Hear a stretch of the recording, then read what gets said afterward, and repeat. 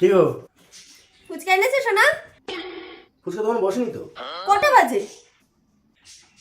দোকান বসেনি না তুমি ভুলে গেছো? বসেনি। দেখি এদিকে আসো দেখি। কি দেখবে? এটা কি? এটা প্যাকেট সিগারেটের। হ্যাঁ তাই এটা আনতে তো ভুলো না। এটা আনতে পুরনো বলতে গিয়ে তো দরকারি ছিল নিয়ে নিয়েছি। ও তাহলে ফুচকাটা কোনো দরকারই না সোনা? ফুচকা দোকান তো বসেনি বললাম না ফুচকা তোমাকে। দোকান কি করে বসেনি? কটা বাজে? তুমি আমার মাথা দেখি।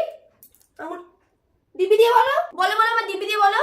মাথায় হাত দিয়ে দিবি খাওয়ার কি আছে? আমি দেখছি নিয়ে আসছি তাহলে। থাক অসুবিধা নেই, অন্য কোনো দোকান আমি তো একটা সাইড দিই। থাক একটা সাইডে কিচ্ছু করতে হবে না। এতক্ষণ যখন করনি ওটা যখন কিনতে পারলে তাহলে আমার জন্য তোমার কিচ্ছু করতে হবে না সোনা।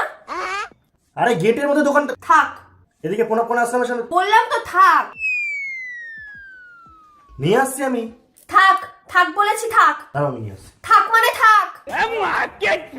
আমার জন্য কিছু করতে হবে না। তোমার কদিন ধরে দেখছি লচক পচক বেড়ে গেছে। আমার প্রতি তোমার কোনো ধ্যানই নেই। আগে টিপ টপ করে রাখতে আমাকে, টিপ পরাতে টপ পরাতে। এখন আমাকে কিরকম করে রেখেছো? আয়নাতে নিজের মুখটা পর্যন্ত দেখতে পাচ্ছি না আমি। আমার নিজের অস্বস্তি লাগছে। ওটা কি? প্রজাপতি? ওটা কেন ঘরে এসেছে? প্রজাপতি কেন এসছে আমি কি করে বলতে? প্রজাপতির সাথে আমার কথা হয়? ওরা তো নিজের মতো করে আসে না। কোনো কারণ ছাড়া ওরা কেউ ঘরে ঢোকে না। ঘরে ঢোকা মানে কোনো বিয়ের সানাই বাজা। তা আমাদের ঘরে তো সানাই বাজা কোনো সিন নেই। আমার তোমার সানাই তো বেজে গেছে। সানাই বাজা হয়ে গেছে মানে?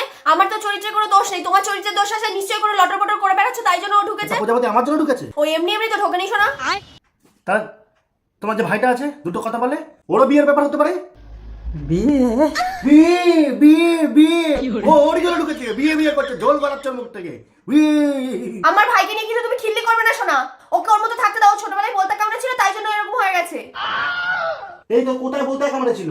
নিচে। কোথায় বলতে কামড়েছিল যে এরকম হয়ে গেছে? বলতে কামড়লে মানুষের ফুলে যাবে, ওষুধ খাবে ঠিক হয়ে যাবে। বলতে কামড়ে এরকম হয়ে গিয়ে এরকম করে কথা এরকম। চুপ চুপ করো তুমি, চুপ। এখন ঝামেলা মাঝখানে তুই আসবি না, চলে যা।